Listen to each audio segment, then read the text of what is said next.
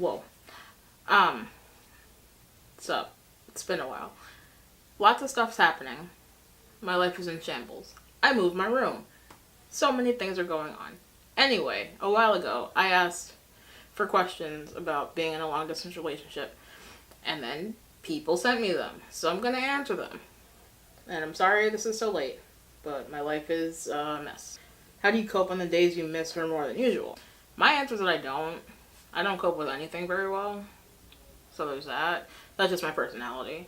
But we have like a constant open line of communication going.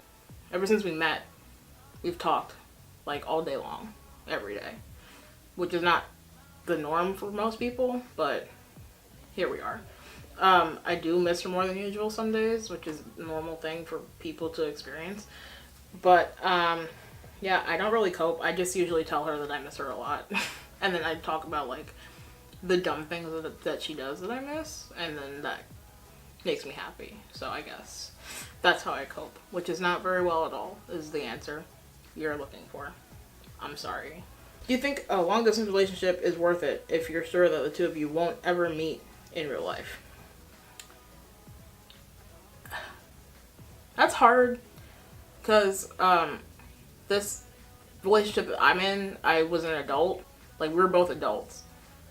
So there wasn't really any way to kind of stop us from meeting ever, because like we were both working and in school and stuff, and like we had our own money. So the fact that I got to fly to her and she got to come to me and stuff like that, like, that's just, we were adults. If I was like 15, it would have been way harder, I think. I think your happiness is worth anything. I think, you know, in order, if you're happy with somebody, the circumstances, they might be difficult, but they're still workable, you know? Like, there's always video chatting, there's always FaceTime, there's always a whole bunch of just stuff you can do to make it easier, to make distance easier. And, you know, you will eventually meet. There's literally no possible way that if you're in a relationship, you can't meet. Ever. Like, what, eventually, if you're in a relationship for like 10 years, there's no way that you can't get to the person at some point. You know, just kind of, you gotta keep the faith, I guess, that you will meet. But if there is literally absolutely no way humanly possible that you and this person can meet, I'm gonna say you probably should keep them in your lives as a friend, because I'm sure they're important to you, but maybe do not pursue a relationship, because it's a lot of heartbreak and being sad a lot of the time. So maybe don't. But I also think maybe do. I'm sorry, I'm a Libra. So, are you and your fiance going to live together once you're married? Are you finding it, or did you find it difficult to decide on where you want to live together? This is actually good, because there's another question asking if she's going to move here, if I'm going to move there. So, I live in New York, she lives in Canada. First question, yes. I mean, we would like to live together before we're married. Heresy. You know, if life allows that to happen, then that's cool. But at the moment, it doesn't look like it's going to happen, which is also fine. She is, like, professionally trained in film special effects makeup. So the best place to do that is on the West Coast in Vancouver and LA. Okay, I can genuinely do whatever I want. What I want to do with my life, I can do it wherever I want. Like, it doesn't make sense for us not to go where her career path is, like, there is the most opportunity for her. So it wasn't really that hard. Plus, I'm also going to be bi-coastal, because I'm not living in a place that's on fire 24/7. In an LDR, how do you navigate parents that are accepting but still say you can't sleep in the same room as your partner when you come to visit? I think that you just need to sit down with your parents. If they're already accepting of your relationship, you just gotta sit down and be like, you know, we're gonna, like, even if, you know, you guys can compromise. It's not a big deal. You can get air mattresses. You don't, like, that's a very minuscule part of a relationship, is being in bed together. That's not what you need to be spending your energy on, worrying about. You know, if your parents say no and you live with your parents, you should probably respect your parents because they're already accepting of your relationship and they're already letting this person live in their house with you for like any little amount of time, which is difficult to do. So respect your parents' wishes. If they let your significant other stay with you, then that's already a huge thing for them to do. So if that's something that's like a hard no from whoever you're living with, it's not that big a deal. What things should I pack to visit my sweetheart? That's very cute. Also, that's a weird question to ask. Like, what? Just pack stuff like what you would normally pack? And like if you have gifts to give them? That's not, there's no special like long distance packing thing you should be doing. Just, pack a toothbrush and your underwear, guys. Just normal stuff. Dated my ex for 3 years. We were best friends for 5 years. During a long distance of 3 months, she ghosted and cheated on me, denied everything, and jumped into a new relationship with someone nearby. This person is over their ex, but the betrayal shocked and changed them, and they want to believe it's possible, but they never want to try to convince someone. They never want to try and convince someone or have to communicate that they're worth it. Can they handle a long-distance relationship ever again? How can you fully trust someone you can't see or touch in real life? It makes them feel like their lesbian experience is wrong. You know what? You can be cheated on at any point. I got cheated on in my last relationship. It happens. Like, it wasn't a long-distance relationship, my relationship before Sarah. So, I've been cheated on in a relationship where I could see the person whenever I really wanted to.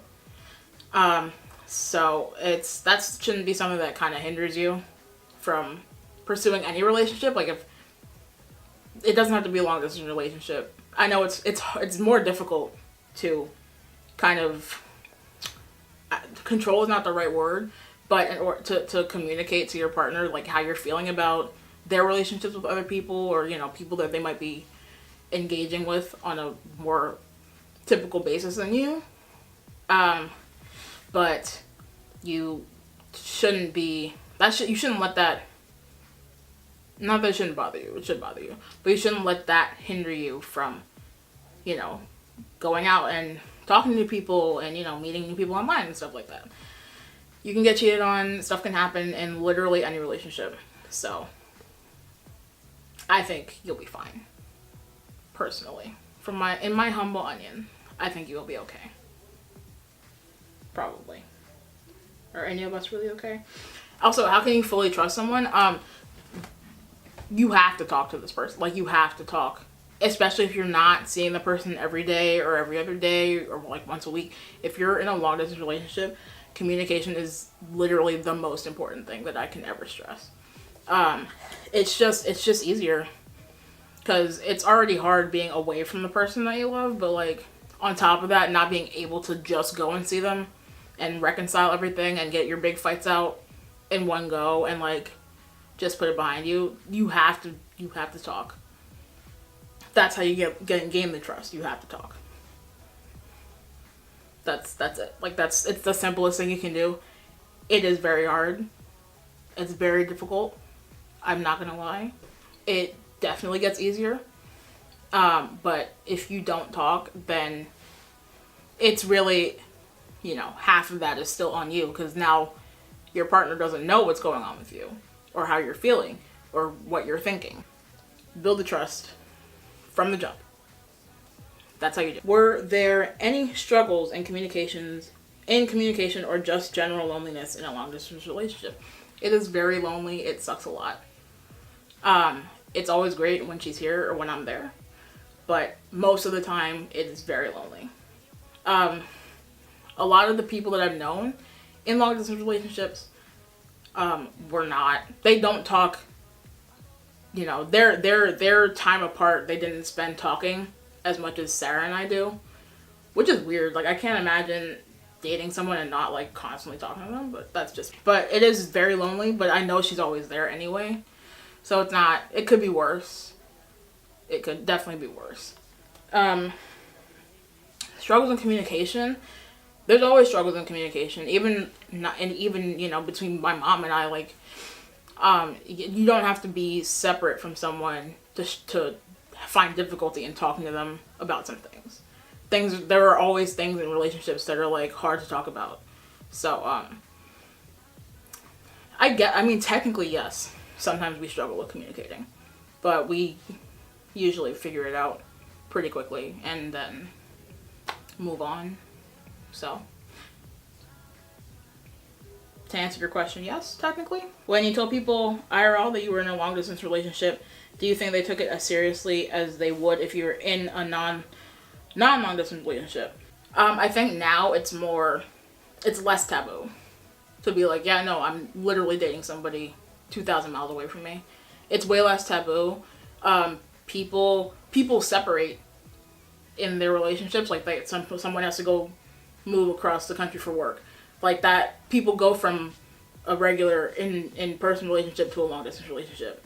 So it's not really taboo anymore. There are definitely people who I guess consider it lesser than, but I haven't run into that many people, because most of the people I know that I love my fiance like even harder than some of them love their significant others. So, there's that.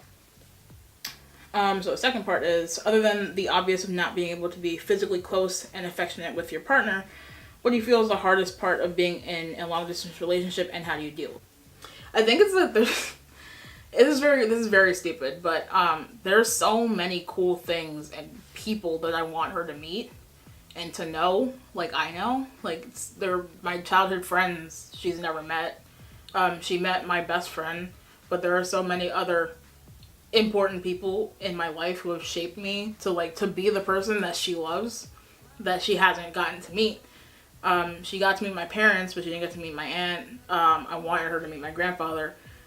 She still hasn't gotten that chance. So I think that's the most difficult thing, is that there are people in my life who know about her, and that she knows about, like she knows about them, but they've never met, and they probably won't until we get married, which is like, it kind of sucks. And like, I live in New York, there are so many cool things to do here, but we always have to slap everything into a week.